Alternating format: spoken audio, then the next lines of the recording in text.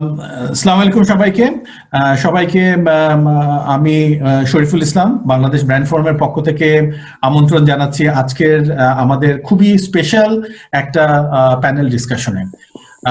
আমরা জানি যে আমরা আজকে সারাদিন ধরে আমরা আলোচনা করছি যে সামনের বছরটা যে আমাদের বাংলাদেশের 50 বছর আমরা সেলিব্রেট করতে যাচ্ছি, সেটাকে সামনে রেখে আসলে আমাদের বাংলাদেশের নেশন ব্র্যান্ডিংটা কিভাবে দেখা উচিত। এবং আমরা জানি যে একটা নেশন ব্র্যান্ডিং যখন কথাটা বলি সেটার সাথে দুটো জিনিস চলে আসে। একটা হচ্ছে কি, আমরা দেখেছি যে ব্র্যান্ডিং এর সাথে একটা পারসেপশন এবং রিয়ালিটি থাকে। অর্থাৎ আমি একটা দেশ, একটা পণ্য, একটা মানুষ, যে কোনো জায়গা থেকে আমি রিয়ালিটিতে যা করেছি বা যা করছি সেটা একটা জায়গা থাকে, আর আমাকে মানুষ কিভাবে ভাবে, অর্থাৎ perception from my stakeholder actually determine যে আমার ব্র্যান্ডিংটা, আমার ইমেজটা কোথায় আছে। এবং এই দুটো গ্যাপের মধ্যে বেসিক্যালি আমাদের স্ট্র্যাটেজিক্যালি আগাতে হয়, যে যেখানে আমার পারসেপশন এবং রিয়ালিটির মধ্যে গ্যাপ থাকে সেই গ্যাপটা কি করে ফিল আপ করা যায়। আমরা বাংলাদেশ নিয়ে যখন চিন্তা করি, আমরা সবাই জানি যে গত 10-15 বছরে Bangladesh have made significant progress, এবং সেটা শুধু আমাদের কথা না, আমরা রিসেন্ট টাইমে গ্লোবাল বিভিন্ন ইনভেস্টমেন্ট এর পক্ষ থেকে, বড় বড় কোম্পানির পক্ষ থেকে তারা বাংলাদেশের এই পসিবিলিটি এবং পোটেনশিয়ালের কথা বলা হচ্ছে। কিন্তু তার সাথে আমরা এটাও জানি যে বাংলাদেশের ইমেজ ওভারঅল এখনো কিন্তু একটু পিছনে আটকে আছে, এবং এটা থিঙ্কিংটাও নেশন ব্র্যান্ডিং এ বলা হয় যে একটা দেশের রিয়ালিটি থেকে তার পারসেপশন অ্যাকচুয়ালি 10 থেকে 15 বছর পিছনে থাকে। অর্থাৎ রিয়ালিটি যেখানে, পারসেপশনটা আটকে থাকে একটু পিছনে। এবং সেই জায়গাটাই আমাদের মূল কাজটা হচ্ছে, আমরা কি করে আমাদের স্ট্র্যাটেজিক নেশন ব্র্যান্ডিং এর কনভারসেশনের মাধ্যমে, স্ট্র্যাটেজির মাধ্যমে এই গ্যাপটাকে আমরা রিডিউস করতে পারি, যাতে করে বাংলাদেশের মতো দেশ তার পটেনশিয়ালে পৌঁছাতে পারে, যেটা আমরা জানি আমরা 2041 সালে আমরা একটা ডেভেলপ নেশন, সোনার বাংলা হতে চাই। তো আজকের এই খুব ইন্টারেস্টিং ডিসকাশন, যেখানে আমরা ডিজিটাল বাংলাদেশের লেন্সে আমাদের নেশন ব্র্যান্ডিংটা কিভাবে আমরা দেখতে পারি সেইটা নিয়ে আমরা আলোচনা করব। এবং we have 4 very distinguished panelist, এবং সত্যি কথা বলতে it's an honour for me যে এইরকম 4 জন একসাথে আমরা যুক্ত হয়েছি এটা নিয়ে আলোচনা করার জন্য। আমাদের সাথে আছেন NM Ziaul Alam sir, senior secretary ICT division. আমাদের সাথে আছেন Mahtabuddin Ahmed, CEO and MD Robi Axiata limited. আমাদের সঙ্গে আছেন Anir Chowdhury, policy adviser A2I aspire to innovate. এবং সবশেষে মুশফিকুর রহমান, ভাইস প্রেসিডেন্ট বেসিস। আপনাদের সবাইকে অনেক অনেক অভিনন্দন এবং ধন্যবাদ যে আজকের আমাদের এই আলোচনাতে যুক্ত হবার জন্য। আমার প্রথম প্রশ্নটা আমি করব আনিরকে। আনির, আমরা 2008 সালে প্রথম বাংলাদেশ, আসলে আমরা ডিজিটাল বাংলাদেশ এই কনসেপ্টটা নিয়ে আমরা কাজটা শুরু করা হয়, এবং সেই সময়ে এটা অনেক ফিউচারিস্টিক একটা থিঙ্কিং ছিল। ডিজিটাল বাংলাদেশ ইনফ্যাক্ট আমরা অনেকে আলোচনা করতাম এটা কি, because it was for many of us it was a very একটা ভবিষ্যৎ বা অনেক ফিউচারিস্টিক একটা কনভারসেশন। এবং সেই জায়গা থেকে আজকে যেখানে আছি আমরা, যেখানে আমরা এই মুহূর্তে আমরা ইমিডিয়েট একটা আমাদের ভিশন আছে 2041 সালে আমরা একটা ডেভেলপ নেশন হতে চাই। এই দুটো জায়গায় থেকে আপনি ডিজিটাল বাংলাদেশের এই ভিশনটা এবং আজকে আমরা কোথায় আছি এবং আমাদের ভবিষ্যতের জার্নিটা অ্যাজ এ কান্ট্রি, এই তিনটাকে মিলিয়ে যদি আপনি একটু আলোকপাত করেন।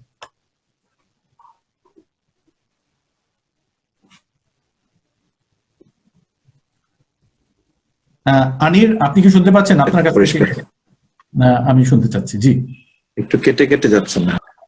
জি, আমার কথা কি শোনা যাচ্ছে? জি, শোনা যাচ্ছে। হ্যালো, আনির, শুনতে পাচ্ছি। জি, ধন্যবাদ শরীফ। আমি একটা পার্সোনাল হিস্ট্রি দিয়ে শুরু করি, পার্সোনাল এক্সপিরিয়েন্স, যে বাংলাদেশকে কেমন দেখা যায় বাইরে থেকে, পৃথিবীর বাইরে থেকে না, বাংলাদেশের বাইরে থেকে।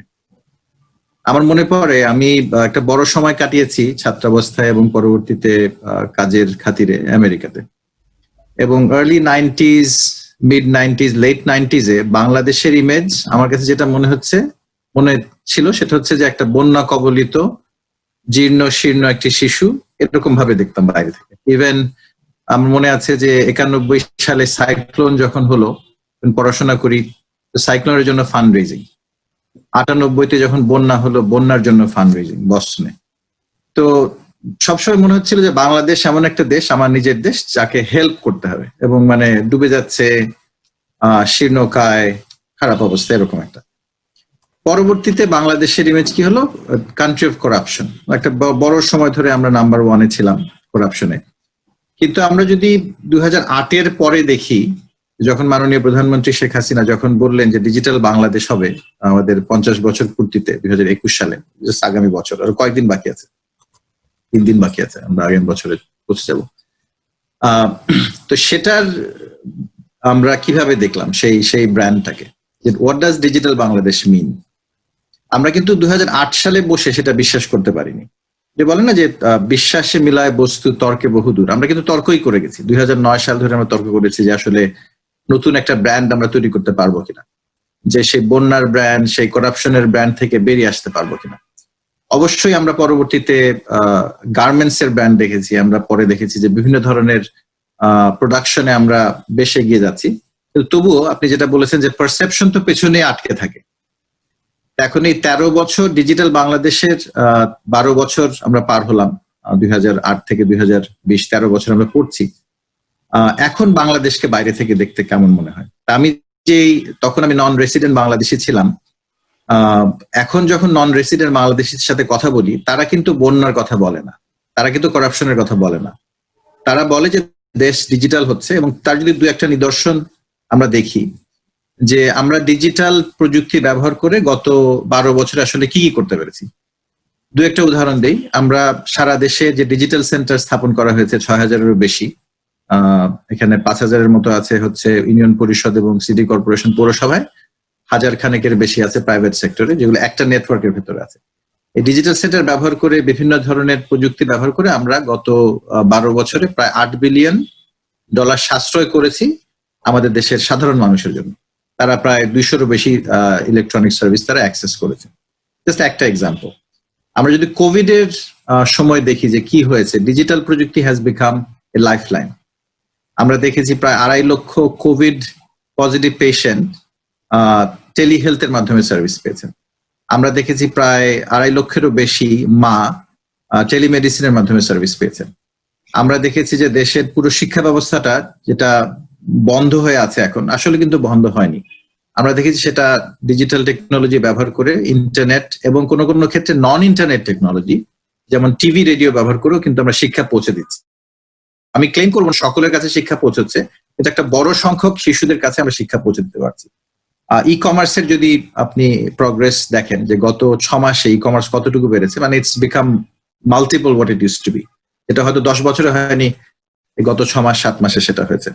আমরা দেখেছি সোশ্যাল সেফটি নেট, নতুন সোশ্যাল সেফটি নেট যেটা মাননীয় প্রধানমন্ত্রী শুরু করেছিলেন, 50 লক্ষ পরিবারের কাছে যারা আগে কখনো সোশ্যাল সেফটি নেটে রেজিস্টার ছিল না, তারা নতুন ভাবে রেজিস্টার্ড হয়েছে এবং তাদের কাছে 2500 করে টাকা পৌঁছে দেওয়া হচ্ছে এমন একটা সময়, যাতে ওই টাকাটা না পেলে তারা আসলেই ফুড সিকিউরিটিতে, তারা ফুড ইনসিকিউরিটিতে পড়ে যেত।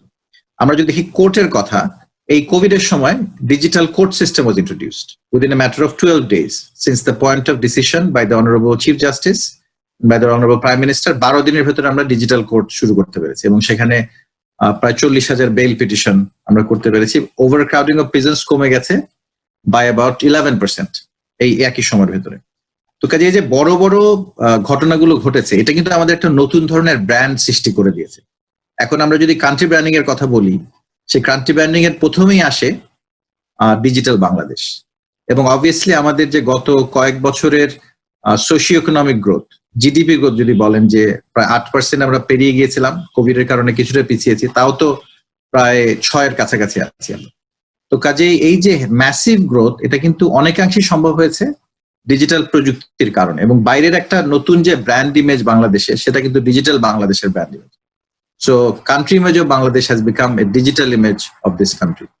তো তার মানে কিন্তু এই না যে আমরা বসে থাকলে হবে। যে আমার মনে আছে যে Lewis Carroll Alice in Wonderland একটা কথা আছে, you have to run as fast as you can to stay in the same place.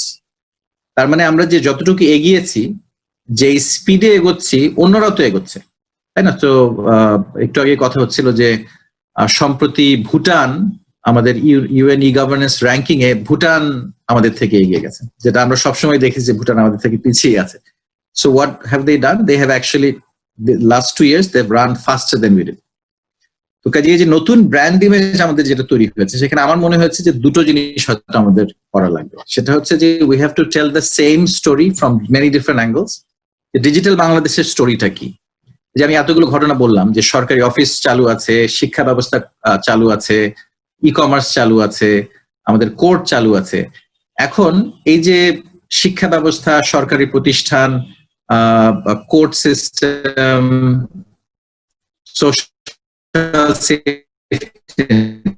তারা কি গল্পটা বলছে দেশের বাইরে, মানে what is the digital Bangladesh image they are actually portraying, ties back to digital Bangladesh, এবং সেই গল্পটা কি, সেই মেসেজটা কি। আমার মনে হয় ওখানে একটা ইউনিফিকেশনের বিষয় আছে, এবং সেই unified message should really be important for projecting digital Bangladesh as a brand image of Bangladesh. সেটা একটি।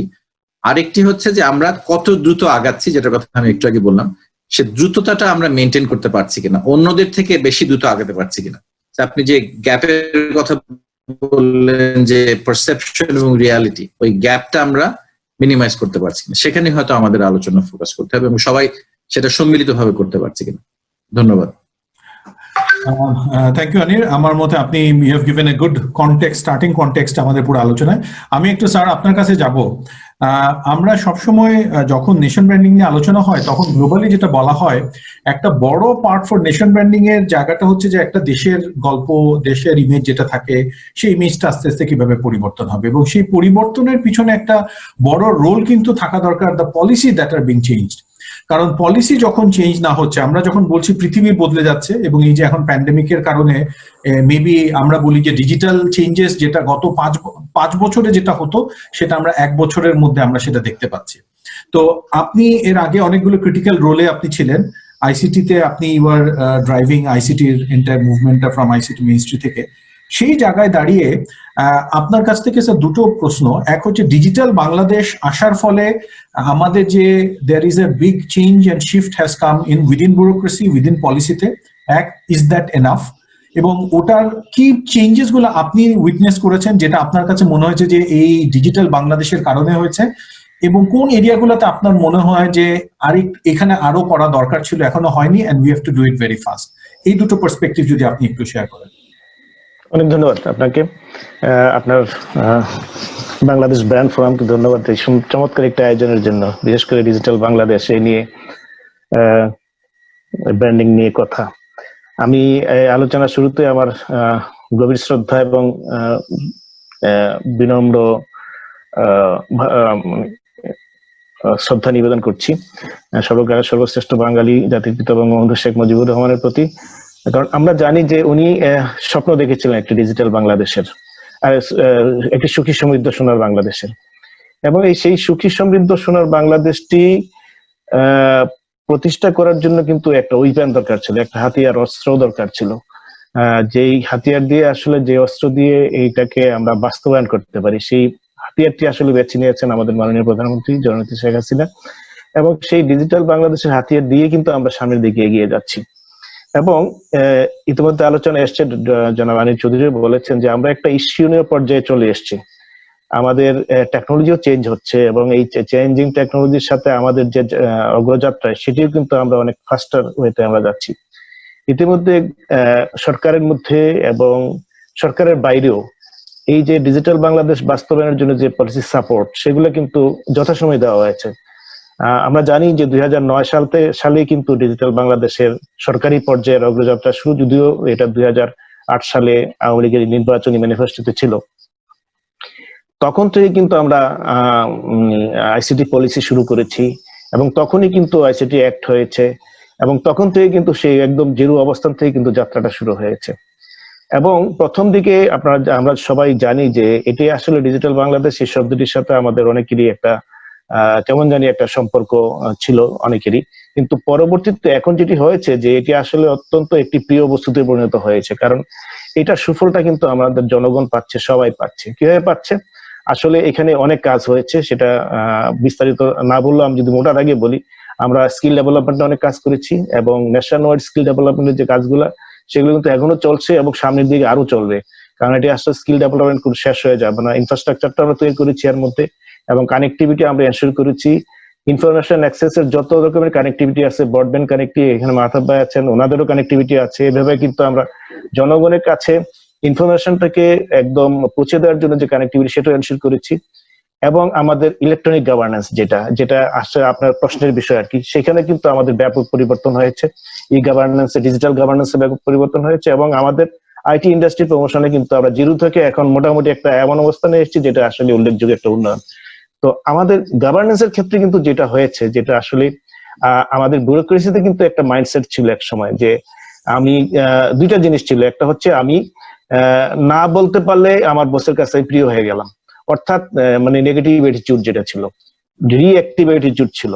এখন কিন্তু প্রোঅ্যাক্টিভ অ্যাটিটিউড ডেভেলপ করেছে আমাদের মধ্যে, এবং আমি অনেক ভাবেই বলতে পারি এখন আমাদের অফিসগুলা কিন্তু রিঅ্যাক্টিভলি থিঙ্কিং করে না, অ্যাক্টিভলিও না, এখন প্রোঅ্যাক্টিভলি থিঙ্কিং করে। আরেকটা জিনিস আমরা দেখেছি, তখন আমি যখন চাকরিতে ঢুকি বা চাকরি একটা পর্যায়ে পর্যন্ত দেখেছি যে অফিসের বসের টেবিলে যত বেশি ফাইল থাকবে তত বেশি বড় অফিসার উনি, মানে তত বেশি দামি অফিসার উনি। এটা কিন্তু এখন চেঞ্জ হয়ে গেছে, এখন কোনো ফাইল দেখবেন না আপনি। আমাদের অফিসে যেটা আনিক ভাই বলেছেন যে আমরা এখন কিন্তু আমাদের লাল ফিতা শেষ হয়ে গেছে, লাল ফিতার জমানা শেষ, তারপরে ফিতা চেঞ্জ করে আমরা সাদা ফিতা অ্যাড করেছিলাম, সেটাও কিন্তু এখন আর নেই। এখন আমাদের ফিতালেস অফিস, পেপারলেস অফিস। এখন যদি আমি একটা ফাইল যদি 2 দিন ধরে রাখি, তাহলে কিন্তু আনির ভাই যেটা সিস্টেম তৈরি করলেন, যেটা তৈরি করলেন যে আমাদের এই নথি সিস্টেম, সেটা কিন্তু ধরে ফেলবে আমাকে, অর্থাৎ আমি কিন্তু ক্যাপ্ট হয়ে যাব। তো আমি অনিচ্ছাকৃত ভাবে কিন্তু আমি আসলে এটা করতে পারছি না এখন। আগে যদি একটা অ্যাটিটিউড ছিল যে আমি ফাইলগুলো আটকে রাখতে পারলে হয়তো আমার একটু দাম বাড়বে, কিন্তু এখন কিন্তু আমি মানে ডিজিটালি কট হয়ে যাচ্ছি। তো এই ভয়ে কিন্তু আমরা অনেক সময় আমাদের অফিসাররা এই ধরনের একটা চেঞ্জ অফ মাইন্ডসেট, এটা কিন্তু ব্যাপক একটা উন্নয়ন সাধন হয়েছে এই সময়। হ্যাঁ, এখন এখানে কিন্তু পলিসি সাপোর্ট ছিল না এক সময়। যেমন আমরা যখন কাজ করতাম, আমরা ট্রেডিশনাল ওয়েতে যখন কাজ করতাম, তখন কিন্তু এক ধরনের ট্রেডিশনাল সিস্টেম ছিল, পলিসি ছিল। মাঝখানে আমাদের যে সচিবালয় নির্দেশমালা, এটাও চেঞ্জ হয়েছে। এটা চেঞ্জ হওয়ার ফলে কিন্তু আমরা একটা পলিসি সাপোর্ট পেয়েছি, যে আইটি সেক্টরে কাজ করার জন্য যেটা আমাকে দরকার, একটা সরকারের একটা নীতি নির্ধারণ দরকার, সেটা কিন্তু এখান থেকে আমরা পেয়ে গেছি। এবং আমাদের তখন যখন প্রথম দিকে যখন এই ধরনের ইনোভেটিভ ওয়েজে কাজ করতাম, তখন আমাদের বসরা আমাদের বলা হতো, বিশেষ করে আমি কয়েকজনের নাও বলতে পারি, এখানে আবুল কালাম স্যার ছিলেন, আমাদের প্রিন্সিপাল সেক্রেটারি স্যার ছিলেন, এবং উনি বিভিন্ন সেক্টরে কাজ করেন। উনি বলতেন যে তোরা ভুল করো, অসুবিধা নাই, ভুল করলে আমরা আছি। অর্থাৎ এই যে একটা চেঞ্জিং, একটা আমাদের যে নেগেটিভ অ্যাটিটিউডটাকে চেঞ্জ করে পজিটিভ অ্যাটিটিউডে নিয়ে আসার যে একটা support from the senior bureaucrats, এটা কিন্তু আমরা পেয়েছি। শুধু আবুল কালাম স্যার না, আমাদের সিনিয়র অফিসাররা তখন কিন্তু এই ধরনের অ্যাটিটিউডে কিন্তু আমাদের ইয়ে করতেন। আমি মাঠে কাজ করেছি, আমি কেন্দ্রীয় কাজ করেছি, সরকারের মূল বিভিন্ন টায়ারে কাজ করেছি, এই যে চেঞ্জ গুলো আসলে প্রত্যক্ষ করেছি। এখন কিন্তু আসলে ওই যেটা বলা হচ্ছে যে আমাদের এই গ্যাপটা কিন্তু নাই। তবে এখন যেটা দরকার সামনে কিন্তু আসলে আমাদের যেই হারে ডিজিটাইজেশনটা হয়েছে, সামনে ফ্রন্টিয়ার টেকনোলজি আসছে এখানে। এখন যেটি দরকার আসলে আমাদের কপ করে নিয়ে ফ্রন্টিয়ার টেকনোলজির সঙ্গে, এবং এই frontier technology base service delivery এখানে যেন স্মুথলি হয়, সেটার জন্য কিন্তু আমরা বিভিন্ন স্ট্র্যাটেজি ব্যবহার তৈরি করেছি। এটা আমাদের স্ট্র্যাটেজি ফর ব্লকচেইন এবং স্ট্র্যাটেজি ফর এআই রোবোটিক্স তৈরি করেছি, এবং আমরা বিভিন্ন মন্ত্রণালয় বিভাগে কিন্তু এগুলো ছেড়ে দিয়েছি। এখন যে সার্ভিস গুলো তৈরি হচ্ছে, এখানে কিন্তু ফ্রন্টিয়ার টেকনোলজি ইউজ করে কিন্তু এটা করা যায়, যেন সেই বিষয়টা কিন্তু এখন সকল মন্ত্রণালয়ে বলা হয়েছে, এই সাপোর্ট গুলো দেওয়া হচ্ছে। আমাদের দরকার এখন আসলে গভর্নমেন্ট লেভেলে এই বিষয়গুলোর প্রতি যেন আমাদের সরকারি কর্মকর্তারা একটু মনোনিবেশ করে। আরেকটা হচ্ছে যে তাদের স্কিল ডেভেলপমেন্ট, এই দুইটা কাজ আমরা সামনে দিয়ে করতে যাচ্ছি। আশা করি যে এই ধরনের একটা চেঞ্জের মধ্যে যদি আমরা আমাদের অফিসারদের কোঅপ করে নিতে পারি, আগামীতে যে ফ্রন্টিয়ার টেকনোলজিতে কোঅপ করে নিতে পারি, তাহলে আমাদের সার্ভিস ডেলিভারি, ইলেকট্রনিক গভর্নেন্স আরো বেশি স্মার্টার হবে, এবং জনগণের যে একদম আঙ্গুলের ডগায় যে সার্ভিস ডেলিভারি, এটা আরো বেশি এফিশিয়েন্ট হবে। আপনাকে ধন্যবাদ। Thank you, sir. You've given a good perspective in terms of the changes that has happened. আমি একটু মুশফিক ভাইয়ের কাছে যাব। আমরা we got একটা fairly একটা ইন্টারেস্টিং একটা আইডিয়া এবং জার্নি দেখলাম, যেখানে আনির সেই তার পার্সোনাল এক্সপিরিয়েন্সের জায়গা থেকে আজকে আমরা কোন জায়গাটায় এসে পৌঁছেছি। এবং আমরা প্রত্যেকেই জানি যে there are significant progress we have made. আমাদের আরো অনেক কিছু করতে হবে, বাট আমাদের প্রোগ্রেস কিন্তু বলার মতো অনেক কিছু হয়েছে এবং সেটা গ্লোবাল কনভারসেশন আমরা টের পাই। কিন্তু আপনার কি মনে হয় যে এই যে আমাদের বিভিন্ন প্রোগ্রেস আমাদের হয়েছে বিভিন্ন ফিল্ডে বিভিন্ন জায়গাতে, সেই স্টোরিটা আমরা ঠিক মতো বলতে পেরেছি, অথবা সেই স্টোরিটা বলার অথবা জানার ফলে যে বাইরের যে আমাদের ইন্টারাকশন হবে সেটা কোনো একটা ডিল থেকে হতে পারে, ইনভেস্টমেন্টের জায়গা থেকে হতে পারে, অথবা একটা রিপোর্টিং আসতে পারে ফ্রম আ গ্লোবাল কোনো একটা মিডিয়া অথবা থট লিডারশিপের জায়গা থেকে, ওইটা কি আমরা ঠিক মতো করতে পেরেছি, অথবা ওই জায়গাটা আপনি কোথায় গ্যাপ দেখেন? শুনতে পাচ্ছেন? জি জি, থ্যাংক ইউ শরীফ ভাই, অসংখ্য ধন্যবাদ ব্র্যান্ড ফোরামকে। তার আগে আনির ভাই এবং জিয়াউল আলম স্যার গভর্নমেন্ট পার্সপেক্টিভে, এবং আনির ভাই ওনার বাইরের এবং দেশের পার্সপেক্টিভে, এবং স্যার যে সমস্ত গভর্নমেন্টের জিনিসটাকে সবকিছু করেছেন। আমার কাছ থেকে আমি 26 বছর একেবারে আমরা বাংলাদেশি পড়াশোনা করেছি, বইয়ের থেকে এখান থেকে বেরিয়েছি, এখানে শুরু করেছি কোনো জব না করে। যে 26 বছরের যে জার্নিটা সেটা জাস্ট 2 মিনিটে বলছি, যে প্রোগ্রেসে যেটা 2 মিনিটে বলি আপনার কোশ্চেনটাতে আসছি। দেখেন, যখন শুরু করেছি খুব ছোট ছোট আকারে 95 সাল থেকে, তখন কিন্তু গভর্নমেন্টের কোনো জায়গা ছিল না। প্রাইভেট সেগমেন্টে ছোট অফিসে গুলি কাজ হতো, ছোট ছোট করে কিছু সফটওয়্যার তৈরি হতো। এভাবে করে কারণ জার্নি শুরু হলো। নেক্সট কারা আসলো অটোমেশনে? নেক্সট আসলো কিন্তু সবচেয়ে বড় করে আমাদের ক্লায়েন্ট ছিলেন এই যে মাহতাব ভাইরা পড়ছেন টেলকো এবং ব্যাংকিং, কিন্তু রিয়েল অটোমেশনে আসলো। টেলকো এবং ব্যাংকিং এরা কিন্তু আমাদের মেজর ক্লায়েন্ট ছিল। প্রাইভেট এন্টিটিস চেঞ্জ গুলো হলো। ইয়েস, আমাদের প্রাইভেট এন্টারপ্রাইজ গুলো বড় হওয়া শুরু করলো, ওরাও টু সাম এক্সটেন্ড করা শুরু করলো। আর এমএনসি যারা আসলো ওরা তো ওদের মতোই চলে, আমাদের প্রাইভেট কোম্পানি গুলো ওখানে কাজগুলি করার সুযোগগুলি পায়নি। তাহলে দেখেন, প্রথম কিন্তু ইন্ডিকেশন ছিল প্রাইভেট সেগমেন্টের, এরপর সেন্ট্রাল ব্যাংক আসলো যেহেতু রেগুলেটরি অপারেশন নিয়ে। কিন্তু এই যে 2008 থেকে যখন ডিজিটাল বাংলাদেশের ঘোষণা হলো, আমি জানি যে সরকার মাননীয় প্রধানমন্ত্রী শেখ হাসিনা যিনি আসছেন, স্যার বলবেন মাত্র 40 কোটি টাকা বাজেট ছিল স্যার। সেখান থেকে আমরা জানি এখন বাজেট সাইজটা কত বড়।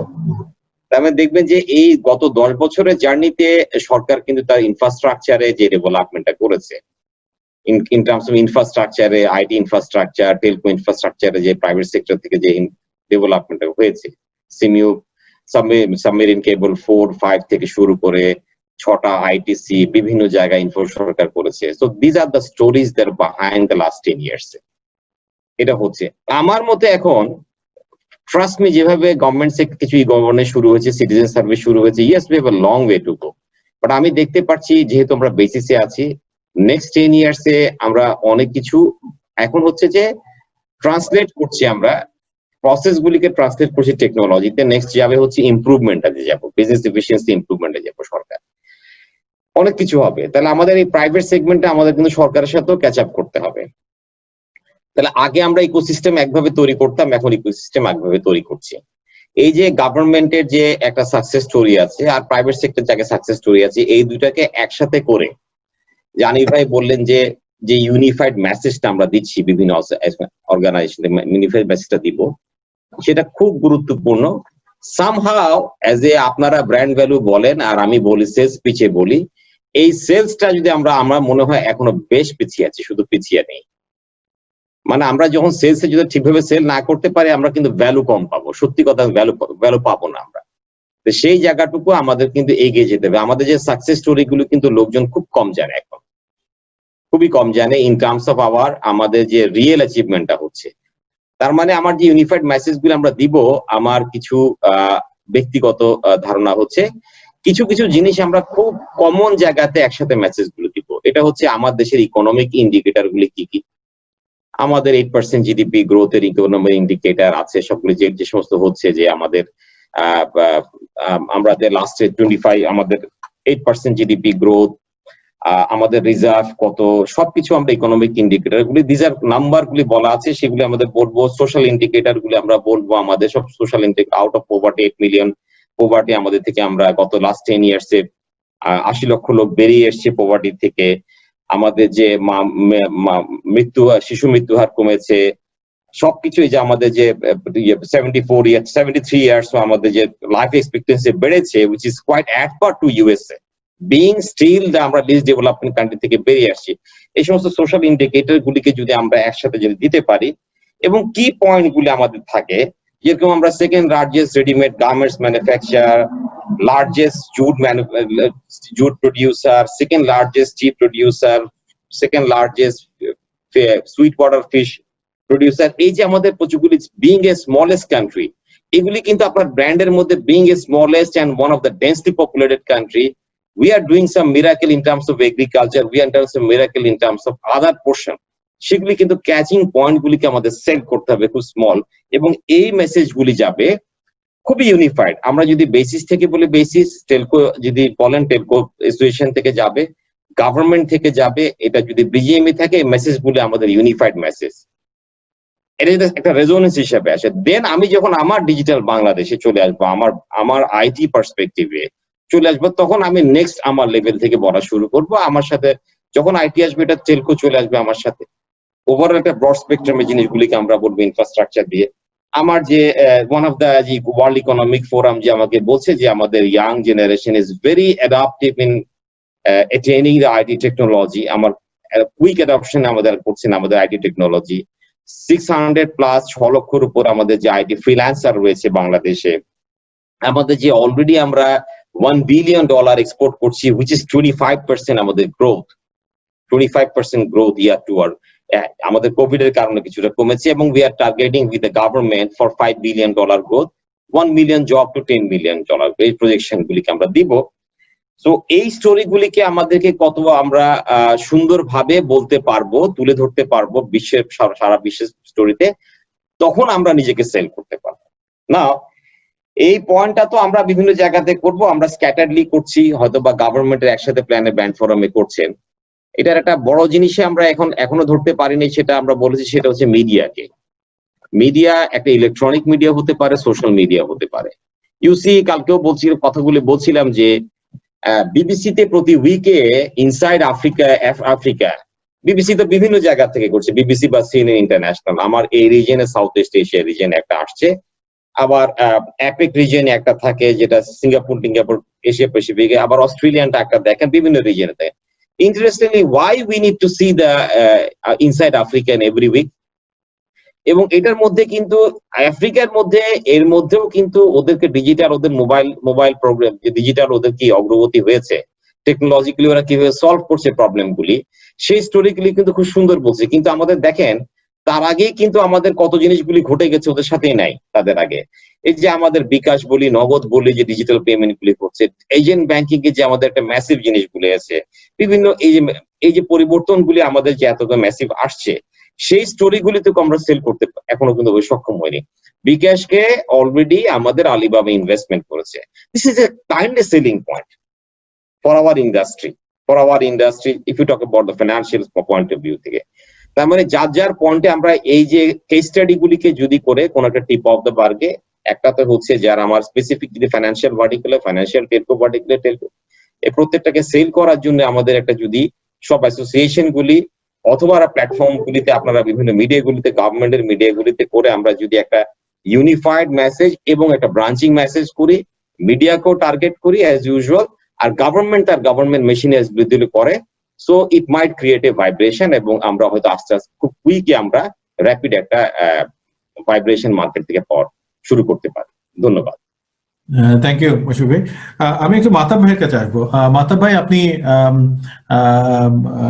এখন you are leading one of the largest আমাদের টেলিকম বিজনেস ইন বাংলাদেশ। এর আগে আপনি ইউনিলিভার বাংলাদেশের operation also as a CFO হিসেবে আপনি sort of you drove the entire business, এবং এই দুটো company are very much brand centric, এবং যেখানে brand is at the central piece of thinking, যেটার সাথে অন্যান্য অনেক জিনিসকে এক করা হয়, একই সুতায় গাঁথা হয়, এবং it gives the energy both to internal everyone, the টিমে যারা কাজ করছে, এবং এক্সটার্নাল যারা আছে, কাস্টমার থেকে শুরু করে এক্সটার্নাল স্টেক হোল্ডার। এটা খুব ইন্টারেস্টিংলি এটাকে সর্ট অফ একসাথে করা হয়, এবং যেটা আপনি sort of you have led in large part in both the organisation, এবং এখন তো করছেন। সেই লেন্স থেকে আপনি যদি তাকান, আমরা এখান থেকে যেটা দেখলাম, প্রথমত এতক্ষণ তিনজন আমাদের প্যানেলিস্টের কাছ থেকে শুনলাম যে বাংলাদেশ, আমরা জানি there we have made good progress over the last 10 years, এটা নিয়ে কোনো সন্দেহ নাই, and we have to make many more progress, আমাদের আরো অনেক স্টেপ নিতে হবে, সেটাও আমরা জানি। কিন্তু এই আপাতত যতটুকু আমরা হয়েছে, সেই জায়গাটাকে যদি আমরা একটা ব্র্যান্ড থিঙ্কিং এর মধ্যে আমি যদি ফেলতে চাই, সেখানে আপনি কোথায় গ্যাপগুলো দেখেন, যে আমাদের মুশফিক ভাই যে পয়েন্টটা আমি পুরোপুরি একমত, এবং গ্লোবাল বিভিন্ন প্ল্যাটফর্মে আপনি আলোচনা করেন, আমরা অনেকেই বিভিন্ন সময় আলোচনাতে দেখা গেছে যে আসলে মানুষ অনেক ক্ষেত্রে আমাদের সম্পর্কে অনেক লিমিটেড ধারণা নিয়ে, অর্থাৎ আমার ব্র্যান্ডের আইডেন্টিটি বা পজিশনিংটা তৈরি হয়নি। এটাতে আপনার দৃষ্টিতে কোন জায়গাটায় এই গ্যাপটা আপনি দেখতে পান সবচেয়ে বেশি?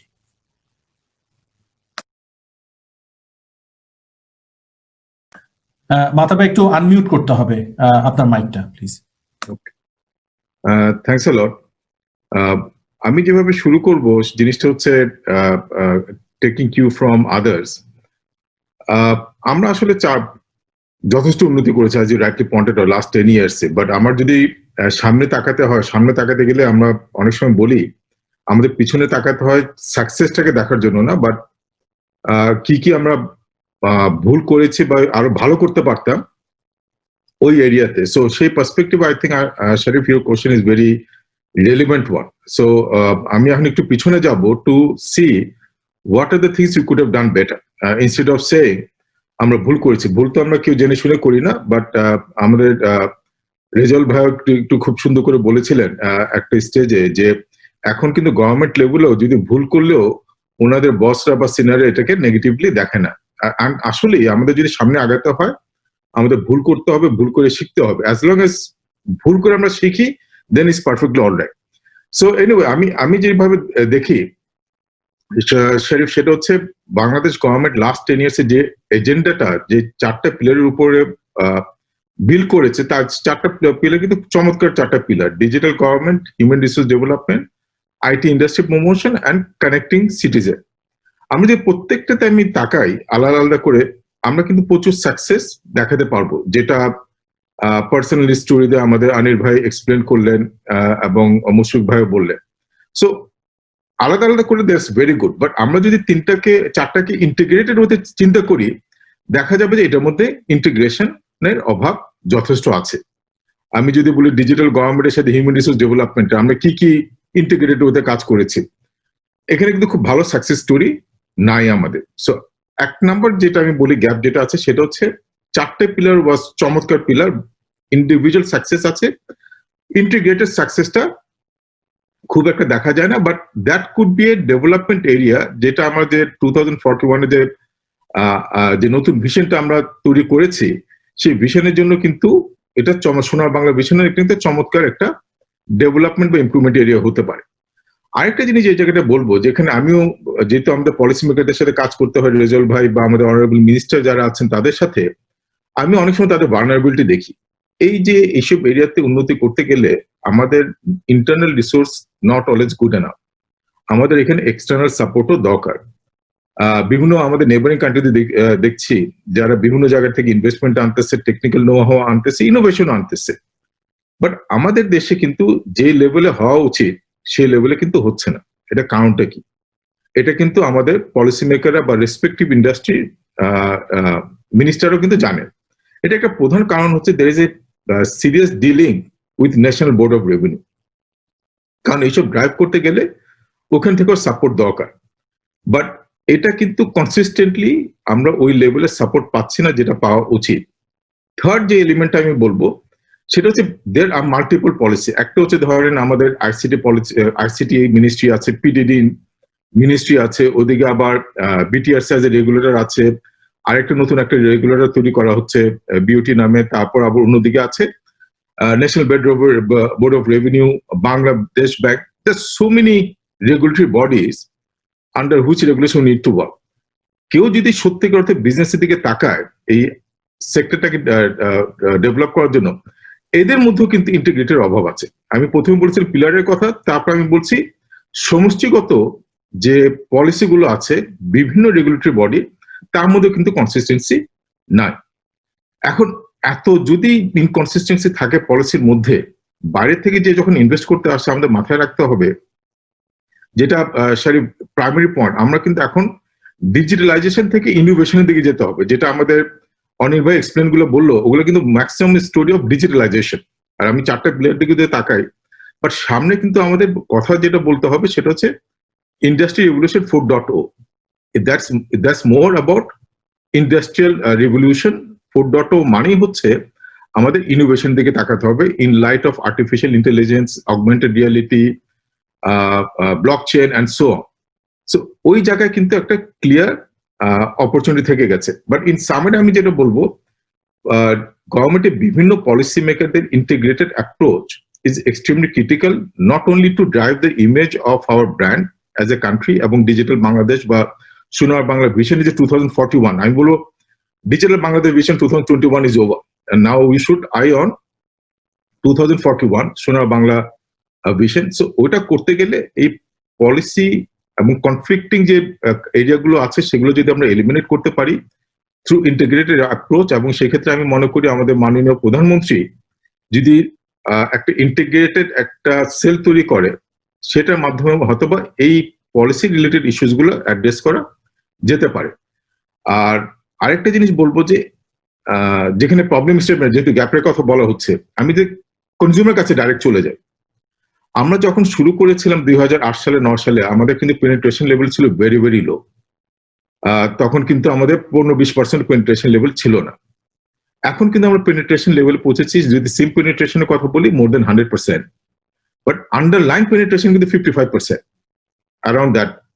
এবং এটা কিন্তু গত কয়েক বছর খুব একটা মুভমেন্ট নাই। কারণটা কি? আমি যদি বলি ভেরি স্পেসিফিক্যালি, ট্যাক্সেস, কনজিউমার লেভেলে ট্যাক্স দেওয়া হচ্ছে as high as 32.5%। এখন কনজিউমার থেকে যদি আমি 32.5% নেই, যারা প্রান্তিক জনগণ, যাদের ইনকাম ইজ ভেরি লো, তাদের কাছ থেকে আমি তাদেরকে কিভাবে ফোর্স করবো to use internet, to use digital infrastructure which is mobile phone. আমাদের duty is the highest in the world. আমাদের কিন্তু আবার ওটা উপরে যদি আমাদের কথা বলি টেলিকম সেক্টর, তাদেরও ডিউটি রেটস হচ্ছে হাইয়েস্ট ইন দ্য ওয়ার্ল্ড। আর মোর ইম্পর্টেন্টলি যে ডিভাইস, স্মার্টফোন, সেটারও কিন্তু রেট ইজ ভেরি হাই। যদিও আমরা লোকাল প্রোডাকশনকে আমরা ফ্যাসিলিটেট করার চেষ্টা করছি, বাট ওরা যে ধরনের প্রাইস কমানো উচিত ছিল লাইক আওয়ার নেবারিং কান্ট্রিজ, সেভাবে করছে না। যার ফলে যে আমাদের একটা অপরচুনিটি ছিল, আমি বাংলাদেশে আমি মনে করবো যে রেজাউল ভাই এখানে আছে, অনিল ভাই আছে, 2041 ভিশনের একটা বড় পিলার হবে আমাদের সোশ্যাল ডিভাইড ছিল এতদিন। আমরা সোশ্যাল ডিভাইডের থেকে আমরা কিন্তু ডিজিটাল ডিভাইডের দিকে যাচ্ছি। এই ডিসক্রিমিনেটরি ট্যাক্সেশনের জন্য ডিজিটাল ডিভাইডের দিকে যাচ্ছে, এটা কিন্তু বাংলাদেশের জন্য ক্ষতিকারক হবে। সো সেই ক্ষেত্রে আমরা কিভাবে ডিজিটাল ডিভাইডটা এলিমিনেট করে আমরা সোশ্যাল ডিভিশনটাকে এলিমিনেট করতে পারি, এই ধরনের একটা চমৎকার একটা অপরচুনিটি আমাদের ক্রিয়েট হয়েছে। আমি মনে করি আমরা ওই স্টেজে প্ল্যাটফর্মে চলে এসেছি থ্রু ডিজিটাল বাংলাদেশ দিয়ে। সোনা বাংলা ভিশনে আমরা যেতে পারবো এই প্ল্যাটফর্মকে বিল্ড করে। সো আপাতত আমি এটুকুই বলছি, পরে হয়তো সুযোগ পেলে আরো কিছু বলবো। আমি থ্যাংক ইউ মাহতাব ভাই, আপনি বেশ কয়েকটা পয়েন্টকে হাইলাইট করলেন, যেটা হয়তো আমাদের পুরা ডিসকাশনের মূল ফোকাসটাই হচ্ছে যে আমরা কি করে সামনে এগিয়ে যাব, এবং সেই এগিয়ে যাওয়ার জন্য আমাদের কি শক্তিটা লাগবে, সেই এগিয়ে যাওয়ার জন্য আমাদের কি স্ট্র্যাটেজি লাগবে, কি থিঙ্কিং হবে। এবং আমরা আজকে ডিসকাশনটা আমরা শেষও করবো যে আমরা কি একটা ক্যান উই ইমাজিন একটা framework, can we imagine a thinking process, যেটা হয়তো আমরা উইড লাইক টু শেয়ার আমাদের রেলেভেন্ট সবার কাছে। সো আপনার এখানে গ্যাপ গুলো যখন আপনি হাইলাইট করছেন, I think these are very important inputs, because ওই ইনপুটস গুলোকে কভার করি আমরা সামনে যাব। স্যার, আমি একটু আপনার কাছে চলে আসি। আমরা জানি যে আপনি নিজেও হাইলাইট করেছেন যে দেয়ার আর অনেকগুলো progress we have made, absolutely, but also অনেক প্রোগ্রেস আমাদেরকে করতে হবে। এবং আমরা এই যে কয়েকটা গ্যাপ যেখানে মাহতাব ভাই বললেন, এখান থেকে আমরা খুব দ্রুত গতিতে আগানোর জন্য, যেখানে আপনি আমাকে যদি বলা হয়, আমি আইসিটি মিনিস্ট্রিকে দেখি দি মোস্ট ডাইনামিক মিনিস্ট্রি। কারণ হচ্ছে কি, বাই ডিফল্ট আমি যখন টেকনোলজি নিয়ে কাজ করি, এই মিনিস্ট্রির অবয়বই হচ্ছে প্রচন্ড dynamism. It can move very fast and it can evolve very fast. এরকম একটা জায়গায় আমাদের বাকি সমস্ত মিনিস্ট্রি, কারণ সবাই একই জায়গায় থাকবে না, সবাইকে এই যে ইন্টিগ্রেশন করে যে ট্রান্সফরমেশন গুলো হওয়া দরকার, যেটা কিন্তু আমার ডিরেক্টলি ইম্প্যাক্ট করবে আমার ব্র্যান্ড ইমেজকে। আমার ব্র্যান্ডের ডেলিভারি যখন করতে যাবো, আমাকে নিয়ে যখন রিপোর্টিং হবে, কেউ যখন করবে বাইরে, সেই জায়গাগুলো এখানে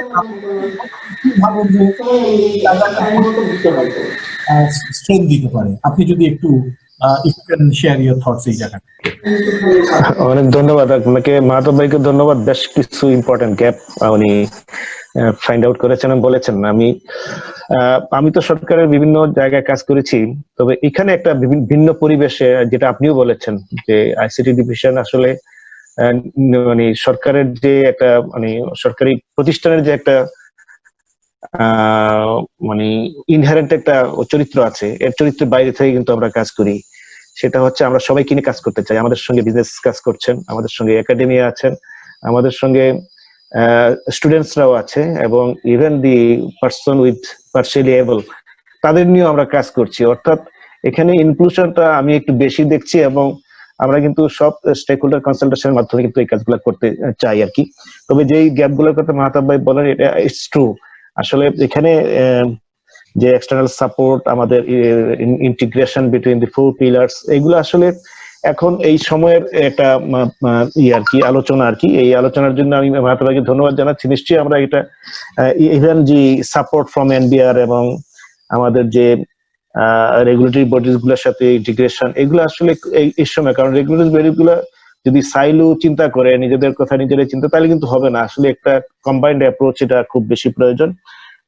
আমার মনে হয় যে এটা আরো বেশি আলোচনা হতে পারে, কিভাবে আমরা এই গ্যাপ গুলো মিনিমাইজ করতে পারি, এটা নিয়ে আমাদের অবশ্যই কথা বলতে হবে।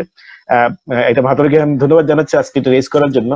তবে সরকার কিন্তু সরকারের অ্যাপ্রোচ হচ্ছে, আমার মাননীয় প্রধানমন্ত্রীর অ্যাপ্রোচ হচ্ছে যে ইনক্লুসিভ ডেভেলপমেন্ট। এটা আমাদের এসডিজিতেও আছে, এবং আমাদের যখন আগামী দিন 8-5 ইয়ার প্ল্যান পাস হবে, সেখানে কিন্তু ইনক্লুসিভ গ্রোথটাই কিন্তু প্রাধান্য দিয়ে করা হচ্ছে, এবং আমাদের ডেল্টা প্ল্যানের কথা বলছি, সবগুলো কিন্তু আসলে এখানে সোশ্যাল ডিভাইড বা ডিজিটাল ডিভাইড কে মিনিমাইজ করার জন্য যতগুলো কৌশল আছে আমরা কিন্তু এখানে নিয়ে দিতে যাচ্ছি আর কি। তো আসলে যত বেশি আমরা এই ডিজিটাল সার্ভিস গুলা জনগণের কাছে খুব তড়িৎগতিতে পৌঁছাতে পারবো, তত বেশি আমি মনে করি যে ডিভাইডটা দূর হবে। যে আমি যেটা বলেন যে আমরা তো এখন কোভিডের এই সময় আমরা এডুকেশন সাপোর্ট দিচ্ছি, কিন্তু কিছু লোক কিন্তু সাপোর্টটা পাচ্ছে না। তো আসলে এটা পেনিট্রেশনটা যত বেশি বাড়াইতে পারতো এবং ইজি করতে পারতো, যেটা মাহতাব ভাই বলেন যে আসলে এখানে প্রাইসের একটা আছে। তো এগুলো আসলে আমার মনে হয় এগুলো আলোচনা করে আমরা যত বেশি মিনিমাইজ করতে পারি, সার্ভিসটা যত কম খরচে জনগণকে দিতে পারি, যেটা আসলে আমরা আমাদের সরকারও চিন্তা করেন, সেটা আমি মনে করি যে আগামীতে এটা আরো বেশি কার্যকর হবে এবং ডিভাইড গুলো আমাদের মিনিমাইজ হবে। তো আমরা সেই লক্ষ্যে কাজ করি ইনশাআল্লাহ। Thank you sir. আপনি পয়েন্টেড আউট একদম রাইটলি যে এই জায়গাগুলোতে আমাদেরকে আইডেন্টিফাই করে কালেকটিভলি কাজ করতে হবে, কোনো সন্দেহ নাই। আমি এখন আনির আপনার কাছে যাচ্ছি, এখন আল মুভ ইনটু একদম বলতে পারেন আমাদের ঠিক ডিসকাশনের কোর যে জায়গাটা, অর্থাৎ আমরা যেখানে শেষ করতে চাই যে আমরা as a country, as a brand হিসেবে যদি আমি ডিজিটাল বাংলাদেশ লেন্সটাকে চিন্তা করি, সেটার অ্যাপ্রোচটা, সেটার ফেসটা কিরকম হবে। যে এগেন আমি যদি ব্র্যান্ডের কিছু আমাদের কোর থিঙ্কিং গুলাকে আনি, প্রথমে আমরা বলার চেষ্টা করি যে আমি যখন জায়গাটা নিব সেটা আমার রিয়ালিটিতে থাকতে হবে, এবং গ্রাউন্ড রিয়ালিটি বাংলাদেশের মতো দেশ বা আমাদের আশেপাশের দেশে চিন্তা যদি আমরা করি, আমরা ডিজিটাল বাংলাদেশের পয়েন্ট অফ ভিউ থেকে আমরা আসলেই অনেক দূর করেছি। সো এটা আমরা মেনশন করতে পারি, আমরা এটা ক্লেম করতে পারি, অথবা এটার উপরে বিল করে আমাদের গল্পটাকে সাজাতে পারি। সেকেন্ড যে জায়গাটা আমরা বলি সবসময়, এটাকে একটি ইউনিক ডিমেনশন দিতে হবে, কারণ আমি যদি এমন একটা স্টোরি বলি যেটা আরো অনেক দেশ কাছাকাছি বলছে, তখন আমারটা এখানে আলাদা করে দাঁড় করানোর পসিবিলিটি নেই। এবং আমাদেরকে ভাবতে হবে একটা জিনিস, যে যেটা মুশফিক ভাই কিছুটা হাইলাইট করেছেন, যে গ্লোবাল মিডিয়া বা বিভিন্ন জায়গাতে আমাদের থেকে অনেক কম করেও অনেকে তাদের স্টোরি আসে, কাভারেজ আসে, আমরা কেন কম পাই? কারণ অন্যরা হয়তো অনেক ক্ষেত্রে কোনো প্রিভিয়াস কোনো ব্যাগেজ তাদের ক্যারি করতে হয় না, আমাদের কিন্তু অনেকগুলো ব্যাগেজ ক্যারি করতে হয়। আমাদের বাংলাদেশের সেই শুরুর জায়গা থেকে বিভিন্ন ধরনের গল্প যেগুলো গিয়েছিল, কখনো হয়তো বা ফ্লাড, কখনো আপনি যেমন আনির নিজেও আমেরিকাতে ফেস করেছেন, বা ওই স্টোরিগুলো আমরা সবাই জানতাম, সেই জিনিসগুলো যখন একটা বিল্ড হয়, ওটা থেকে বের হয়ে আসতে একটু সময় লাগে, যেটা আমরা অলরেডি ওই জার্নিতে আছি। তো এখন ইউনিক ডিমেনশন যদি আমরা নিতে চাই, তাহলে এখানে দুটো অংশ, একটা হচ্ছে আমাদের ইন্টিগ্রেটেড স্টোরির জায়গা থেকে একা একা স্টোরি আসলে বললে হবে না। আমাদের যত ধরনের আমাদের গভর্নমেন্ট মেশিনারিজ আছে, প্রাইভেট সেক্টর আছে, আমাদের সবাইকে যদি একটা গল্প বলতে হয়, সেই ইন্টিগ্রেশনের জায়গাটা কিভাবে দেখা উচিত এবং গল্পের রূপটা কেমন হওয়া উচিত। শুধু ডিজিটাল বাংলাদেশ অথবা 2041 আমরা এখন বলছি innovative Bangladesh, I think which is a very powerful one, but অনেক দেশই কিন্তু এখন বলবে আমরা ইনোভেশনের সেন্টারে আছি। তো সেই জায়গাটায় কি আরবি এটা ইন্টারনালি আমাদেরকে গাইড করা উচিত, এই জায়গাটা ঠিক আছে, বাট আমরা কি কোনো একটা ডিমেনশন মিস করছি? Is there anything that we can add যেটা উড মেক আস একটু ইন্টারেস্টিং? আমি খালি একটা ছোট্ট পার্সপেক্টিভ দিই। আমরা যখনই গ্লোবালি কোনো কনভারসেশন করি, আমরা বলি বাংলাদেশ এখন তার সেই জিনিস ফিগার আউট করছে যেটা সারা পৃথিবী 100 বছর পরে করবে। সেটা কি? এত ডেন্সিটিতে এত কম মানুষ, এত ডেন্সিটি, এত কম জায়গাতে এত বেশি মানুষ, এবং এই রিসোর্স নিয়ে সবকিছু ফিগার আউট করে প্রোগ্রেস করা। এটা পৃথিবীর আর কোনো দেশ এত লার্জ পপুলেশনের জন্য এটা ফেস করতে হয় না। সো আমরা কিন্তু এই জিনিসটাকে আমাদের সারাক্ষণ we are figuring it out. So সেই কম্পোনেন্টটা আমাদের স্টোরির মধ্যে আমরা কোথাও রিফ্লেক্টেড হতে দেখি না। এই দুটার মিলটা কিভাবে হতে পারে? আনির, আপনি যদি আপনার থটটা বলেন এই লেন্স থেকে।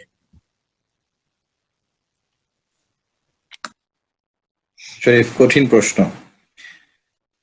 ডিজিটাল বাংলাদেশ আমরা 2021 সালের একটা টার্গেট মাননীয় প্রধানমন্ত্রী দিয়েছিলেন। So there is power in target setting. ঠিক আছে, আমরা একটা টার্গেট নিয়েছিলাম 2008 সালে উনি যখন এটার কথা বলেন, ডিজিটাল বাংলাদেশের আর্কিটেক্ট সজীব ওয়াজেদ জয়, উনি যখন আমাদের এই গত 12 বছর ধরে নেতৃত্ব দিয়ে গেছেন, আমাদের ওই 8-9 সালে আমার মনে আছে যে ওই টার্গেটটা নিয়ে আমরা হেসেছিলাম, যে যেখানে খাদ্য, বস্ত্র, বাসস্থান এগুলোরই নিশ্চয়তা আমরা এখন দিতে পারিনি পুরোপুরি। 8 সালের কথা বলছি, 9 সালের কথা বলছি, সেখানে ডিজিটাল আসলে কিভাবে হয়। কিন্তু এই 20 সালে এসে কোভিডের সময় আমরা আসলে দেখতে পেলাম যে ডিজিটাল ওয়াজ এ লাইফ লাইন।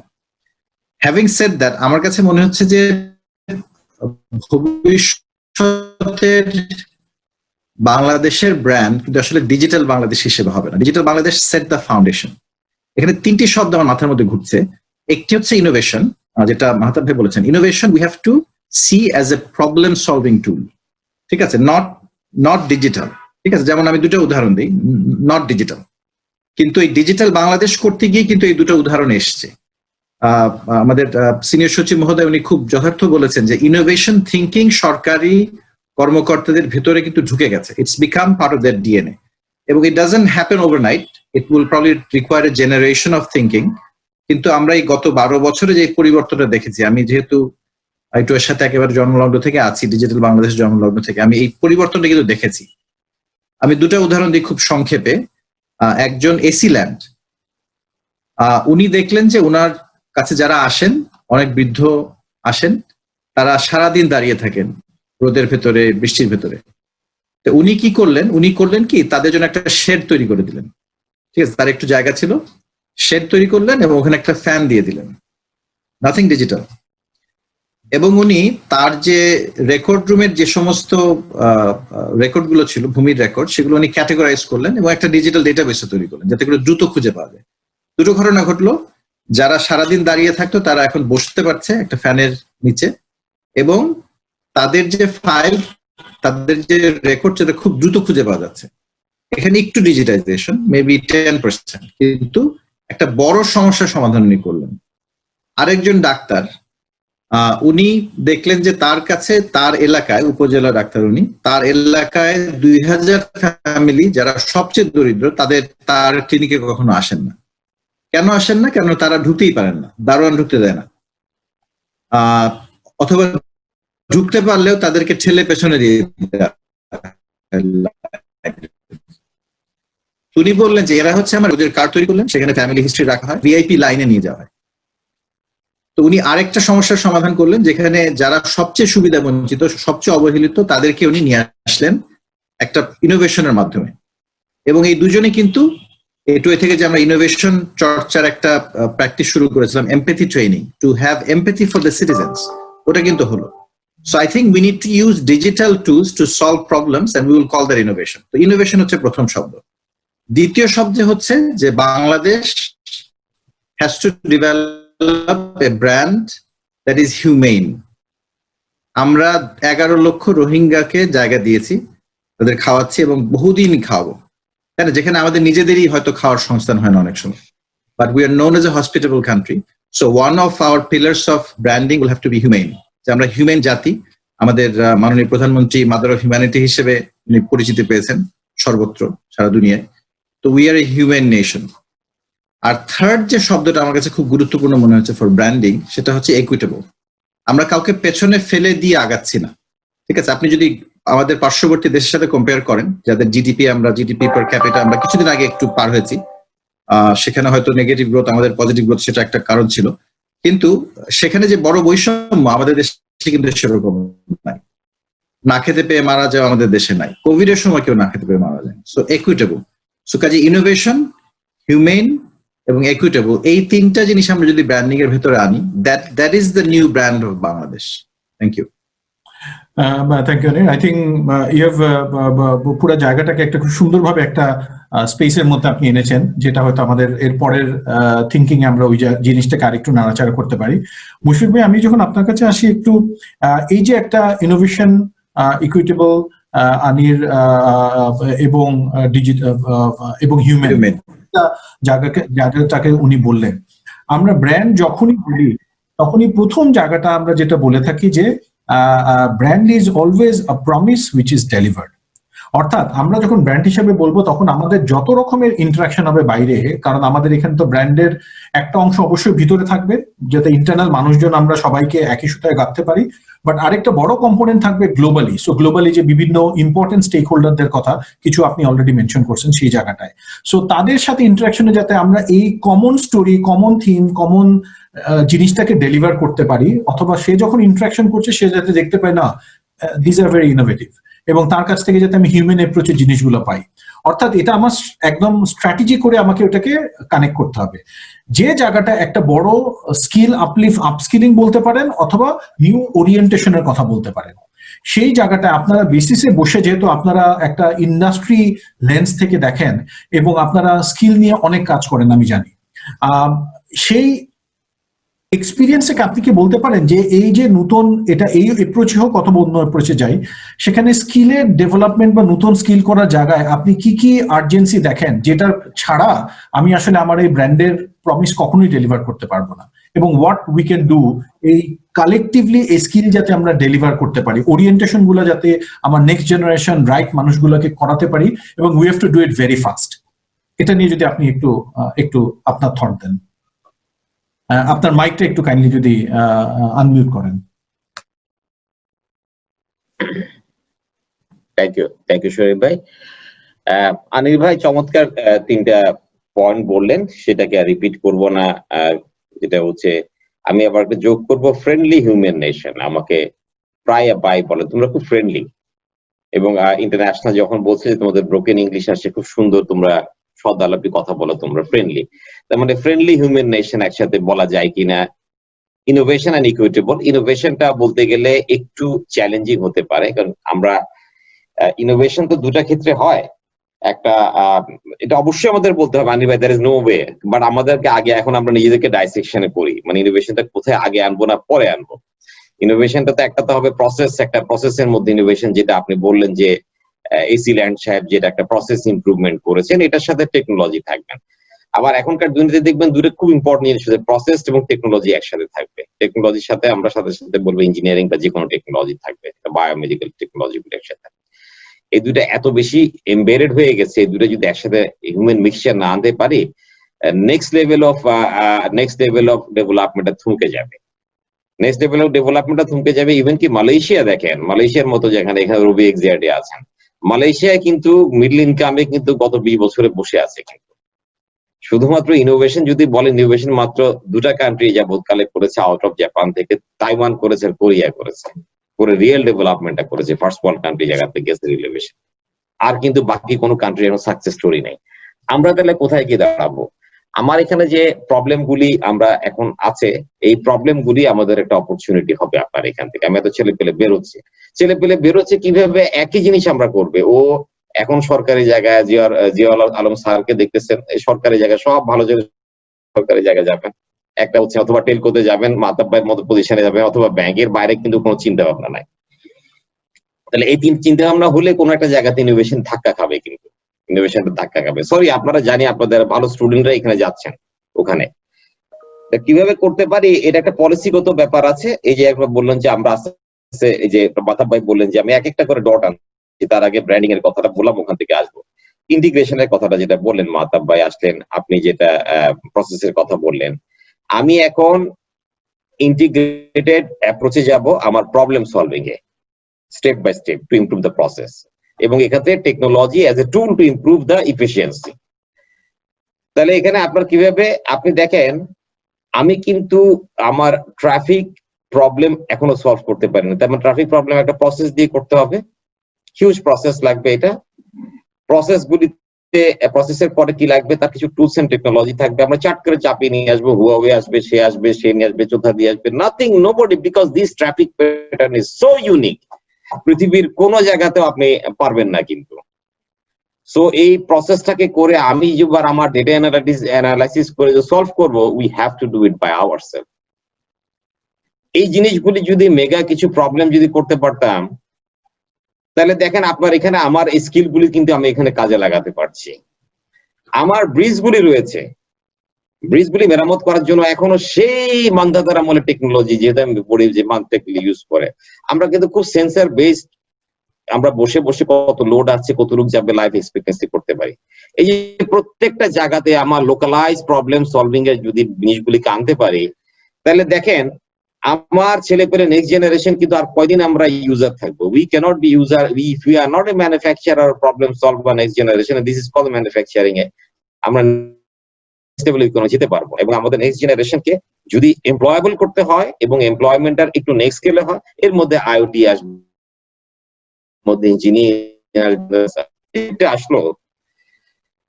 এখন দেখবেন আবার ভেন্টিলেটর নিয়ে কথা বলেছেন, যে ভেন্টিলেটর যে আমাদের কিছু দেশে উদ্যোগ হয়েছে, তার মানে কিছু যদি করতো, আমার তো যেগুলি একেবারে রুট লেভেলে যদি নিয়ে যাওয়া যায় 50,000 টাকা দিয়ে, এখন যে ডাক্তাররা যারা বেরোচ্ছে প্রত্যেকে কিন্তু কম বেশি কিন্তু টেক সেভি, সবাই কিন্তু স্মার্টফোন ভালো ইউজ করতে পারে, আগেকার মতো না, জেনারেশনের মতো না। They can use some non invasive and invasive ventilator, সবকিছু কিন্তু একদম ক্রিটিক্যালের না, যেগুলি সামটাইমস দরকার হয় একটা ইভেন কি লেবার পেশেন্টের জন্য। তাহলে এই যে ছোট ছোট বিভিন্ন বায়োমেডিক্যাল ডিভাইস থেকে শুরু করে, ইঞ্জিনিয়ারিং থেকে শুরু করে, এগুলো থেকে শুরু করে প্রত্যেকটা জায়গাতে যদি আমরা আইডেন্টিফাই করে আমাদের প্রবলেমগুলো আমরা সলভ করতে পারি, there is a huge potential। এবং এই সমস্ত প্রবলেম সলভ যদি আমরা নিয়ে হাইলাইট করতে পারি, এটার মতো ব্র্যান্ডিং পৃথিবীতে কখনো হয় না। লুক এট দ্য ব্র্যান্ডিং, কোনো টাকা খরচ না করেই যে আমাদের বলেছে যে বায়োনটেক না, নামটা কি ভুলে গেলাম, যে আসিফ, যে আমাদের যে লোকালি উনি কি করেছেন আমি জানি না, ভ্যাকসিনের কথা বলেছেন। লুক এট হিজ ব্র্যান্ডিং, আমি নামটা কিন্তু আসিফ এখনো মনে আছে কিন্তু। তো সো আমার এই ধরনের আনিফ ভাইকে বলছি, স্যারকে বলছি, আমরা বা আমি এখানে মাতাব ভাই আছে, let us find some 4 or 5 identify problem. আমার বেসিস থেকে আমরা বলছি যে we are not going to look at only the monetary position, কারণ এই সমস্ত প্রবলেম সলভ করে কখন হবে, এর উপর বিজনেস ট্রান্সলেশন করতে হবে। ট্রান্সলেশন না করলে এই ইনোভেশন গুলি কিন্তু আগাবে না। এখানে কিন্তু আমরা ভুল করি মাঝে মাঝে, মনে করি যে এটা শুধুমাত্র R&D তে রাখবো না, there should be some business innovation আসবে, বিজনেসটা হ্যান্ড হোল্ডিং করবে, করে জিনিসটাকে আরো ইমপ্রুভ করবে। 4-5টা জায়গাতে যদি আমরা ভিভিড কিছু দেখাতে পারি, দ্যাট ক্যান বি একটা লিস্ট ডেভেলপ ও ডেভেলপিং কান্ট্রি কিভাবে প্রবলেমগুলি সলভ করছে with technology and the process, এটা আমাদের কিন্তু অটোমেটিক ব্র্যান্ডিং করবে, এবং এই ব্র্যান্ডিংটা খুব লেস কস্টলি হবে, খুব ইফেক্টিভ হবে। And we should look at this kind of problem solving branding. Thank you. Thank you Mushfiq ভাই, আপনি you have given a very interesting dimension এবং প্রবলেম সলভিং এর জায়গাটাকে কিভাবে দেখা উচিত টু ব্র্যান্ড, আপনি খুব ভালো হাইলাইট করেছেন। আমি একটু মাতাব ভাইয়ের কাছে যাব। মাতাব ভাই, এখন আমরা যেহেতু we are coming into the close সেগমেন্টে, সেখানে আমরা একটু দেখার চেষ্টা করব যে এখন থেকে দাঁড়িয়ে আমরা জানি যে আমরা ব্র্যান্ডিং সবসময় করি ভিশনকে সামনে রেখে, অর্থাৎ আমাদের ব্র্যান্ড ইজ অলওয়েজ বিল্ড, যে আমি এটা হতে চাই, তার মানে আমি এখন ওটা না, ওটা হতে চাই, এবং সেই হওয়ার জন্য আমি যে ভিশনটা, যে স্বপ্নটা আমি দেই, সেই স্বপ্নটা যাতে আমাকে অনুপ্রাণিত করে, আমার ভিতরের আমার যে সিস্টেম প্রসেস, যে জায়গাগুলোতে গ্যাপগুলো আছে, সেই গ্যাপগুলোকে আমি ফিল করে আমি আমার স্বপ্নের ডিজায়ার জায়গায় যাব, যেটা হয়তো আমি স্বপ্নটা না থাকলে আমি তার থেকে 5 স্টেপ পিছনে থাকতাম। That's the power of the vision, যেটা আনির এই টার্গেটের কথাটাকে হাইলাইট করেছে।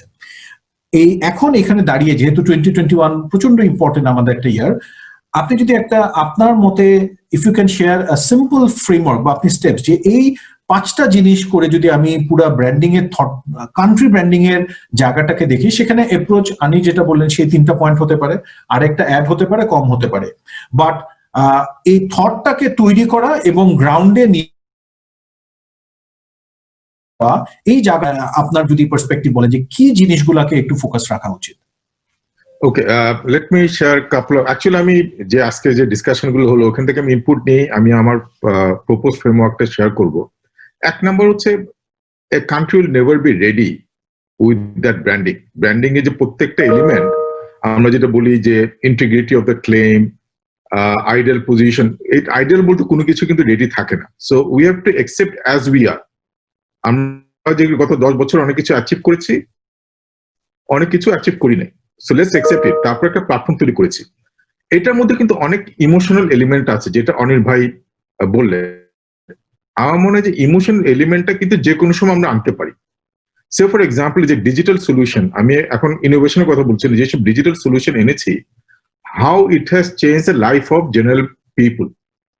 এই যে স্টোরিটা আমরা যদি 10টা ইউজ কেসেস হাইলাইট করি লোকালি অ্যান্ড গ্লোবালি, দেখো আমরা যে ডিজিটাল বাংলাদেশ ড্রাইভ করে এই ধরনের বিভিন্ন ধরনের কনজিউমার গ্রুপে আমরা আর্থ সামাজিক অবস্থা চেঞ্জ করে ফেলছি।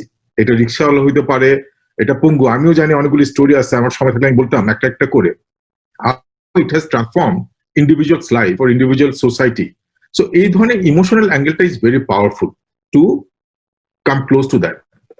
সেকেন্ড যে জিনিসটা এলিমেন্ট, আমি ওইখানে আমি একটা এক্সাম্পল দিই যে আমরা A2I সাথে খুব ক্লোজলি কাজ করেছিলাম প্যান্ডেমিকের সময়, আর্টিফিশিয়াল ইন্টেলিজেন্স ফোকাস করে ক্রাউড সোর্সিং এর উপরে কাজ করে we truly applied, and based on that কিন্তু গ্লোবালি আমরা রিকগনাইজও হয়েছি যে কম এশিয়া থেকে যে আমরা যে রিকগনিশনটা পেলাম বিকজ অফ দ্যাট ওয়ার্ক। কারণ প্যান্ডেমিকের সময় জয়েন্ট এই ধরনের জয়েন্টলি কাজ করার ফলে একটা যে প্রোডাক্ট বের হলো, এটা নিয়ে আমরা কতবার কথা বলছি। এটা মনে হচ্ছে যে apparently it's a success of Ruby, actually it's not a success of Ruby, it's a success of Bangladesh. এই যে জিনিসটা নিয়ে আমরা কি যথেষ্ট নয়েজ ক্রিয়েট করেছি একটা গভর্নমেন্ট লেভেল। আমাদের যে এখানে একটা জিনিস চিন্তা করতে, Ruby is part of Bangladesh. যদি রুবি, গ্রামীণ ফোন, বাঙালি কোনো কিছু অ্যাচিভ করে, it's a pride for Bangladesh. So আমাদের কিন্তু অনেক সময় এই প্রত্যেকটা ছোট ছোট ঘটনাকে অনেককে বড় করে দেখাতে হবে। বাংলাদেশ সেটা অ্যাচিভ করেছে। তারপর আরেকটা যেরকম আমি যেটা বলি যে কাস্টমার সার্ভিসের দিক থেকে আমরা most socially developed brand globally number 1 হওয়া, ইটস নট অ্যাবাউট ছোটখাটো, পৃথিবীর মধ্যে we are number 1 for consecutive quarters. Can you make it a statement from the country? হ্যাঁ, এটা কিন্তু ছোটখাটো অ্যাচিভমেন্ট না। এই যে ছোটখাটো অ্যাচিভমেন্ট গুলো আছে, how can we amplify globally, যে বাংলাদেশ অ্যাকচুয়ালি চাইলে এগুলো পারে, বাংলাদেশ আর্টিফিশিয়াল ইন্টেলিজেন্সে পিছিয়ে নেয়। থার্ড যে এলিমেন্টটা বলবো সেটা হচ্ছে অ্যাট্রাক্টিং অ্যাটেনশন। এখন আমি অ্যাট্রাক্টিং অ্যাটেনশন কিভাবে আনবো? একটা হচ্ছে এগুলো হচ্ছে কি পুশ করা, মেসেজ পুশ করা, কমিউনিকেশন করা, to let them know how what kind of changes you are bringing in. এখন আমি যাচ্ছি পুল করা, how to pull their attention. আমরা যদি বলি দেখো Bangladesh seriously considers about digital Bangladesh and moving into Sonar Bangla vision which will be driven based on innovations, and therefore আমি এতগুলো আইটি পার্ক তৈরি করেছি, এতগুলো ইকোনমিক জোন তৈরি করেছি, and if you come and invest in agriculture sector, আগামী 10 বছর এই ট্যাক্স হলিডে পাবা, এই সব ফ্যাসিলিটি পাবা, ওইটা পাবা। এইভাবে যদি আমরা ইনোভেশন ইম্পোর্টের জন্য আমরা যদি স্পেসিফিক কিছু ইনফরমেশন শেয়ার করি, অ্যান্ড আমাদের কিন্তু অলরেডি তৈরি করছে, আমরা আইটি পার্ক বিভিন্ন জায়গায় আছে, এবং সরকারি কিন্তু প্রতিটা ডিস্ট্রিক্টে আইটি পার্ক নিয়ে প্ল্যান আছে। আমাদের জিয়াউল ভাই এটা আরো সুন্দর করে বলতে পারবে। So we have lot of plan in place, কিন্তু এটা আমরা কতটা সাকসেসফুলি কমিউনিকেট করছি গ্লোবাল ওয়ার্ল্ডের কাছে আমার ডাউট আছে। কারণ আমার অনেক স্ট্রাগল করতেছে আমার বোর্ডকে কনভিন্স করার জন্য আমার আইটি কালেক্ট করে আইটি পার্ক ইনভেস্ট করতে, যশোর আইটি পার্ক ইনভেস্ট করতে। সো আমার ওটা হচ্ছে পুল ফ্যাক্টরটা, ওদের অ্যাটেনশনটা এখানে নিয়ে আসে। ফোর্থ যে এলিমেন্টটা হবে, যেটা আমি বললাম যে policy, to me is a biggest problem আমাদের দেশে হচ্ছে পলিসি ইনকনসিস্টেন্সি। ইনভেস্টারকে আনানোর পরে we don't treat them the way we should be treating them. যেটা আমি এলাবোরেট করছি না, but I am sure Ziaul ভাই, অনিল ভাই বুঝতে পারছেন what I am trying to say. এদেরকে যে আমরা যে ইনভেস্টারদেরকে এনে we treat them well, and ওরা যখন ইনভেস্ট করতে আসে তারা কিন্তু প্রফিট করার জন্য ইনভেস্টমেন্ট করতে আসে, তারা কিন্তু চ্যারিটি করতে আসে না। আমাদের ওই মাইন্ডসেটটা থাকতে হবে, we are inviting them to bring innovations, and we also facilitate to so that they make profit out of the investment. এই যে মাইন্ডসেটটা through policy making and integration, এটা যদি আমরা ডেমনস্ট্রেট করতে পারি, আমার মনে হয় যে ওই দুইটা পুল ফ্যাক্টর যেটা বললাম, এটাও অ্যাটেনশন জোর করে আসবে বাংলাদেশ। কারণ বাংলাদেশের ল্যান্ড অফ অপরচুনিটি, এটা ডিনাই করার কোনো সুযোগ নাই, কিন্তু কেউ তারপর কোনো বাংলাদেশে টেলকোতে ইনভেস্ট করতে চায় না কেন? কেউ বড় বড় ডিজিটাল ইনভেস্টমেন্টে বড় বড় কোম্পানি আসে না কেন? সবাই কেন ইসরায়েলে যায়? সবাই কেন আয়ারল্যান্ডে যায়? সো বাংলাদেশের যে ট্যালেন্ট আছে, আমি মনে করি Bangladesh perfect country for that. So এই চারটে এরিয়াতে যদি আমরা ফোকাস করতে পারি, দুইটা পুল ফ্যাক্টর, দুইটা push factor, I think we can place Bangladesh in a very suitable position in a global map. Thank you Madhab ভাই, আপনি হাইলাইটেড কিছু কি পয়েন্টসকে। আমি একদম শেষের দিকে স্যারের কাছে যাব। Sir, based on the discussion আমাদের এখানে একটা বড় পয়েন্ট বারবার আমাদের ঘুরে আসছে কিন্তু, যে ইন্টিগ্রেশন। আমরা যখন এই ডিজিটাল ব্র্যান্ডিং এর পয়েন্ট অফ ভিউ থেকে ডিজিটাল আমরা যে অ্যাপ্রোচে যাই, আমরা যদি একটা হিউম্যানিস্টিক, হিউম্যান ইকুইটেবল বা সাথে আরো কোনো কম্পোনেন্টে যেভাবে যাই, ডিজিটাল অথবা ডিজিটালের নেক্সট স্টেপটা একদম এটার ভিতরে কানেক্টেড থাকবে। এটা ছাড়া আসলে আমাদের বিকজ এটাই একমাত্র এরিয়া যেখানে আমরা অনেক দিন ধরে আসলে আমরা কাজ করে করে এই জায়গাটাতে এসেছি। এখানে ইন্টিগ্রেশনের জায়গাটাতে যেখানে আমাদের ব্র্যান্ডিং এর সবচেয়ে বড় দুটো পয়েন্ট আমরা বলি স্যার, একটা হচ্ছে আমরা বলি কনসিস্টেন্ট, অর্থাৎ আমি যাতে কনসিস্টেন্টলি সেম মেসেজ আমি দিতে থাকি। সো আজকে আমি একটা কথা বললাম, কালকে যদি আরেকটা মেসেজ দিই তাহলে মানুষ কনফিউজড হয়, কারণ সবার তো সময় নেই, তাদেরকে ছোট ছোট ক্লু দিয়ে সব সেম জিনিসটাকে দিতে হবে। আর দ্বিতীয় হচ্ছে কি, আমরা সবাই মিলে এক কথা বলতে হবে। অর্থাৎ আমার চেম্বার যখন বাইরে যাচ্ছে, আমার গভর্নমেন্টের, আমাদের এদিকে বিডা আছে, আইসিটি মিনিস্ট্রি, হাইটেক পার্ক, আমার ওদিকে মিনিস্ট্রি অফ ফরেন অ্যাফেয়ার্স আছে, ইপিবি আছে, ইআরডি আছে, প্রত্যেকটা জায়গা থেকে আমাকে একই থটের, একই কমন জায়গার জিনিসগুলোকে বলতে হবে। এইটা আমরা এখন পর্যন্ত করতে পারিনি। এইটার পিছনে আপনার কাছ থেকে লাস্ট যেটা ওপিনিয়ন চাবো, কিভাবে আমরা এই জিনিসটাকে একই সুতায় গাঁথতে পারি, আপনি যদি একটু। অনেক ধন্যবাদ। আসলে কনসিস্টেন্সি এবং ইন্টিগ্রেশন এই দুটার জন্য দরকার আসলে স্টেবিলিটি, যেটা আসলে আমরা পলিটিক্যাল স্টেবিলিটি বলি, পলিটিক্যাল কমিটমেন্ট বলি, এটা কিন্তু আমাদের আছে। সুতরাং এখানে আমার মনে হয় যে এটা বড় কোনো বাধা আমাদের হয়ে উঠবে না। আমরা এখন শুধু আমাদের মাইন্ডসেটটা একটু পরিবর্তন করতে হবে। কারণ আমরা কিছুদিন আগে আমরা বিএনডিএ করেছি, বাংলাদেশ ন্যাশনাল ডিজিটাল আর্কিটেকচার, এটা আপনারা জানেন। যখন আমরা বিভিন্ন মন্ত্রণালয়ের সঙ্গে বসলাম যে ঠিক আছে, তোমাদের একটা মানে ইন্টিগ্রেটেড সার্ভিস ডেলিভারি প্ল্যাটফর্ম থাকবে বিএনডিএ তে, সেটা আসবে, ডেলিভারি গুলো আমরা যেন একটা ইনক্লুসিভ ওয়েতে পাই, এক জায়গা থেকে ডেলিভারি করতে পারি এবং একটা কনসিস্টেন্সি থাকে। তখন বিভিন্ন মন্ত্রণালয়ের অফিসাররা বললো যে আমাদের তো মানে কোনো সিক্রেসি থাকবে না, সব তো আপনারা নিয়ে যাচ্ছেন। মানে এই যে একটা মাইন্ডসেট, এটা আসলে খুব বেশি আমাদের মাঝে মাঝে ইয়ে করে আর কি। তো পরে যখন বোঝানো হলো না, তোমাদেরটা তোমাদেরই থাকবে, তোমাদের এটা প্রটেক্টেড থাকবে, সুতরাং তোমরা আসতে পারো, তারপরে এটা চেঞ্জ হলো। তো এইভাবে কিন্তু আসলে আমাদের কিছু কাজ করতে হচ্ছে। মাহতাব ভাই যে কথাগুলো বললেন আসলে আছে, হ্যাঁ, এইখানে আমাদের হয়তো কিছু ল্যাপস আছে, গ্যাপস আছে, হাইটেক পার্কে থাকতে পারে, এটা থাকতে পারে। আসলে এগুলো কিন্তু আসলে এটা আউট অফ ইগনোরেন্স আমি মনে করি।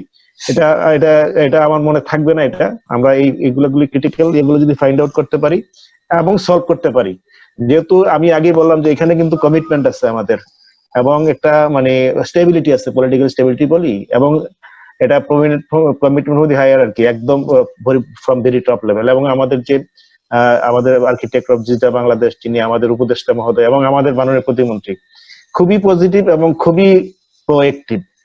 এবং আমি তো দেখি যে মাঝে মাঝে আমাদের মাননীয় প্রতিমন্ত্রী উনি কিন্তু ওনার অবস্থান ভুলে গিয়ে কিন্তু আমাদের সঙ্গে কাজ করেন। অনেক সময় ওনার মন্ত্রিত্ব উনি মনে করেন যে উনি আমাদেরই একজন কলিগ, এরকম মনে হয়। ইভেন আমাদের অ্যাডভাইজার মহোদয়, উনি তো আমাদের অ্যাডভাইস করেন এবং উনি মানে মূল রূপকল্পটাকে উনি ওনার মাধ্যমে কিন্তু আমরা পাই। সুতরাং এই যে চেইন আছে, কনসিস্টেন্সি আছে, বা ইয়ে আছে, যে মানে স্টেবিলিটি আছে এবং কমিটমেন্ট আছে, আমি মনে করি যে এগুলো কোনোটাই বাধা হবে না। ইনশাল্লাহ আমরা সামনের দিকে আরো এগিয়ে যেতে পারবো বলা যায় আমাদেরকে দাবি। Thank you. Thank you Anir. আপনার কাছে লাস্ট শেষ আমি একটু ইয়েতে আসবো। আপনি যেখানে 3টা পয়েন্ট ইয়েতে বলেছেন, সেটা এবং আমরা মাহতাব ভাই যখন উনার কয়েকটা ওই পুশ এবং পুলের স্টোরি বলছিলেন, পুশ করার ক্ষেত্রে উনিও কিন্তু ঘুরে ফিরে ওই হিউম্যান স্টোরি কিন্তু আসছিলেন। বিকজ বাংলাদেশের আসলে আমাদের স্টোরিটাই, গল্পটাই হিউম্যান স্টোরি। আমরা হিউম্যান প্রবলেম সলভ করতে পারি এবং আমরা করছি, হয়তো এই গল্পগুলো বলা হচ্ছে না। এখন গ্লোবালি অনেক দেশ অনেক রকমের জিনিস করতে পারবে, কিন্তু সেখানে আপনার এই জায়গাটায় আমরা যদি সর্ট অফ বাংলাদেশের পজিশনিং এর জায়গায়, আপনার ওই 3টা কথাই আমার মাথার মধ্যে ঘুরছে। আমরা কি গ্লোবালি কি এভাবে আপনার মনে হয় বাংলাদেশকে পজিশন করতে পারি যে আমরা হচ্ছে অ্যাকচুয়ালি এই হিউম্যান এই প্রবলেম সলভের আমরা একটা সর্ট অফ, এটাকে কি বলবেন, এটাকে মেবি একটা হাব হিসাবে বা গ্লোবালি একটা, দ্যাটস ওয়্যার উই এক্সপার্টাইজ হচ্ছে human problem with a human lens থেকে। প্রবলেম সলভিং অনেক জায়গায় হচ্ছে, বাট আমার হিউম্যান লেন্সের ডিফারেন্সটা হবে, আমি এখন গ্লোবাল যে কনভারসেশন হচ্ছে, আমরা সবাই কিন্তু এখন বিগ টেকের এগেইনস্টে অনেক বড় এখন চ্যালেঞ্জ কিন্তু হচ্ছে। ফেসবুক হিয়ারিং এ যাচ্ছে, এবং তার বড় কারণই বলা হচ্ছে যে বড় টেক গুলার এপ্রোচে আমরা হয়তো ইনইকুয়ালিটি আরো বাড়াচ্ছি। সো সেই চ্যালেঞ্জ কিন্তু আসছে। সো টেক সলিউশন মানেই যে এটা আসলে হিউম্যান অ্যাপ্রোচ দিয়ে হবে সেটা কিন্তু ঠিক না, সেই নোশনটা কিন্তু না, এবং এটা নিয়ে কিন্তু গ্লোবালি চ্যালেঞ্জ হচ্ছে। তো এখানে একটা অপরচুনিটি আমরা দেখছি যে সলিউশন অবশ্যই করব, কিন্তু সেই সলিউশনের রেজাল্টে আমি মানুষকে সামনে রাখবো। এই নোশনটাকে দিয়ে যদি আমরা again if you can create solution, if you can create the result, যেখানে আমার কাছে profit making was not the central piece, of course I'll make profit, otherwise it doesn't become sustainable. আমার জন্য মানুষ ছিল বেশি গুরুত্বপূর্ণ, এবং এইটা আমার মতো দেশ যার কিনা এখনো অনেক প্রবলেম, সে যদি এটাতে লিড নিতে পারে তাহলে দ্যাট বিকামস কিন্তু গ্লোবালি ইমিডিয়েটলি, এবং এটাকে প্রমাণ করার আমাদের অনেক স্টোরি আছে। এই ডিমেনশনটা কি আপনার কাছে মনে হয় ফিটস উইথ আওয়ার কনটেক্সট? অবশ্যই, আমি খুব সংক্ষেপে বলবো, আমরা 12-14টা দেশের সাথে কথা বলছি এখন, যারা কান্ট্রিজ অফ দ্য সাউথ, এখানে এশিয়ান দেশ আছে, আফ্রিকান দেশ আছে, লাতিন আমেরিকান দেশ আছে, তারা আমাদের অনেকগুলো ডিজিটাল প্রযুক্তি নিচ্ছে। So উইর actually going to replicate a large number of them. আমরা অলরেডি কয়েকটা করেছি, ফিলিপিন্সে কাজ শুরু হয়েছে, ফিজিতে কাজ শুরু হয়েছে, সোমালিয়াতে শুরু হয়েছে, আগামী বছর এরকম 12-14টা দেশে কাজ হবে। তো কাজেই they are already taking this humane, equitable, innovative approach to solving problems that we have. আমি শুধু শেষে একটা কথা বলবো, আমার কাছে হঠাৎ মনে হলো যে ব্রাজিলিয়ান একজন খুব পপুলার অথর পলো কোয়েলহো, একটা বই আছে অ্যালকেমিস্ট, ওখানে উনি বলেছিলেন যে when you sincerely want something, the whole universe conspires in order for you to get it. তো কাজে সে ধরনের একটা কনস্পিরেসি, পজিটিভ কনস্পিরেসি সারা দুনিয়া আমাদের জন্য করবে, এবং since we really want an innovative, equitable এবং হিউম্যান বাংলাদেশ, পুরো ইউনিভার্স আমাদের জন্য সেটা কনস্পায়ার করে হলেও এনে দেবে সেটা। ধন্যবাদ। আমরা আই থিঙ্ক দিস ইজ আমার personally I am so passionate on this topic. আমার বোধে আপনাদের ঘুম বন্ধ করে আমি হয়তো এটা নিয়ে I can go on discussing the whole night. I would love to, এবং আমি ফিউচারে this conversation I would love to have, অনেক ক্ষেত্রে ইন্ডিভিজুয়ালি, অনেক ক্ষেত্রে অ্যাজ এ গ্রুপ, বিকজ আমি মনে করি আমরা সবাই যারা এখানে এই ডিসকাশনে আছে, এবং আরো অনেকেই যারা এটা শুনছেন, আমরা অনেক প্রিভিলেজড একটা জায়গা থেকে আমরা কিন্তু এই দেশের এই জায়গায় আছি, এবং ইট বিকামস আওয়ার ডিউটি, এবং আমাদের duty to the country to give back in every possible that we can, while we will do business, while we will grow, while we will personally আমরা গ্রো করার চেষ্টা করব, সেখানে country আমার মতে needs to have a equally important focus আমাদের কাছ থেকে, এবং সেটাই আমার মনে হয় আমরা সবাই মিলে করার চেষ্টা করব। সবাইকে অনেক অনেক ধন্যবাদ। শেষ করার আগে আমি সবার কাছ থেকে একদম এক লাইনে শুনতে যাব, বাংলাদেশ এটার সাথে ডিজিটাল হয়তো বলার দরকার নেই, ডিজিটাল লেন্সেও বলার দরকার নেই, এবং আনির এখন যেটা বলেছেন ওইটাও হয়তো ওইটা তো ভিশন, বাট এই মুহূর্তে আমি যদি বাংলাদেশ বলি, আপনাদের কাছে কোন 3টা ওয়ার্ড বা একটা লাইন আপনার কাছে মাথায় আসে? তা আমি প্রথমে তাকে দিয়ে শুরু করবো। I just want to here আপনারা ইনস্ট্যান্টলি বাংলাদেশ সাথে কি থটটা আপনার মাথায় আসে? স্যার, আপনার কাছ থেকে প্রথমে। এখন তো মনের শেষে যাত্রা বাংলাদেশ, আমরা বলি ইমার্জিং টাইগার। তো আসলে এটার কনসিস্টেন্সি দরকার, এবং এই লক্ষ্যে আমাদের সবাইকে কাজ করতে হবে। Thank you sir. আপনার কাছে মনে হয় ইমার্জিং টাইগার। জি মাতাব ভাই, বাংলাদেশ ওয়ার্ডটা আপনার কাছে কি ইমিডিয়েট রিঅ্যাকশন ক্রিয়েট করে এই ওয়ার্ডটা? আমরা সবই পারি। Okay, that's a very powerful line. আমার মনে হয় দ্যাটস এ খুবই, I love that line. Mushfiq ভাই, আপনার সেলস লাইন, আপনার সাউন্ডটা আনমিউট। আমার যেখানে হচ্ছে যে হোপ, আশা, আরেকবার বলবেন। সামনে আমাদের আশা এবং স্বপ্ন, এই দুইটাই আমাদের কাছে অনেকটা কিছুটা ধীরে ধীরে পরিষ্কার হয়ে যায়। আশা এবং স্বপ্ন। আনির, এই মুহূর্তে বাংলাদেশ বর্তমান যদি চিন্তা করি রেজিলিয়েন্ট, ভবিষ্যৎ যদি করি পসিবিলিটিস। আচ্ছা, I think possibilities, resilience and possibilities, future is all about possibilities. আর আমি শেষ করব লাস্ট একটা আমার খুব প্রিয় একজন প্রফেসরের একটা লাইন দিয়ে, যেটা আমি প্রায় মনে মনে ভাবি যখনই একটু ডিফিকাল্ট সিচুয়েশন ফেস করি। প্রফেসর দীপক জেদ উনি একটা আমাদের সেমিনারে এসে বলেছিলেন যে সবসময় মনে রাখবে যে আমাদের ফোর্সেস অ্যাট দ্য বিহাইন্ড, যেটা আমাদেরকে সামনে পুশ করছে, is always stronger than the forces in front, যেটা আমাকে পিছনের দিকে ঠেলছে। So আমার পিছনের force is always strong. That's why mankind have progressed so far. So while we will have challenges, I think আমাদের forces at the back শুধু stronger না, আমি মনে করি অনেক অনেক stronger। এবং আমরা এমন এক সময় এখন আছি, there has never been, আমরা নিজেরা বাংলাদেশ ব্র্যান্ড ফোরাম থেকে বলি যে বাংলাদেশের কনটেক্সটে আমাদের জার্নি শুরু হওয়ার পর থেকে এতগুলো পজিটিভ নোশন, এতগুলো পজিটিভ মোমেন্টাম অন মেনি কাউন্টসে আমরা কখনো পাইনি। সো এই মোমেন্টাম দিয়ে we need to make our biggest jump এই নেক্সট 2 থেকে 3 বছরের মধ্যে, এবং ইনশাল্লাহ কালেকটিভলি এবং কোলাবোরেটিভলি আমরা যদি করি, we will have problem but we will figure them out. এবং সেই আশা রেখে আপনাদের সবাইকে অনেক অনেক ধন্যবাদ। ইনশাল্লাহ আমরা নেক্সট ইয়ারে আবার ইন্টারেক্ট করব বাংলাদেশের 50 বছর সেলিব্রেশন করার সময়, এবং দেশকে এগিয়ে নিয়ে যাওয়ার স্বপ্নে সবাই মিলে একসাথে কাজ করব। Thank you so much Matab ভাই, আনির স্যার, জিয়াল আলম স্যার, মুশফিক ভাই, আপনাদের সবাইকে অনেক ধন্যবাদ আমাদের এই আজকের এই আলোচনায় অংশগ্রহণ করার জন্য। থ্যাংক ইউ আপনাকে। আপনাকে ধন্যবাদ, আপনার অর্গানাইজেশন বাংলাদেশ ব্র্যান্ড ফোরামকে ধন্যবাদ। And here our panel discussion ends. Thanks to our respected moderator and panelists for your valuable contributions.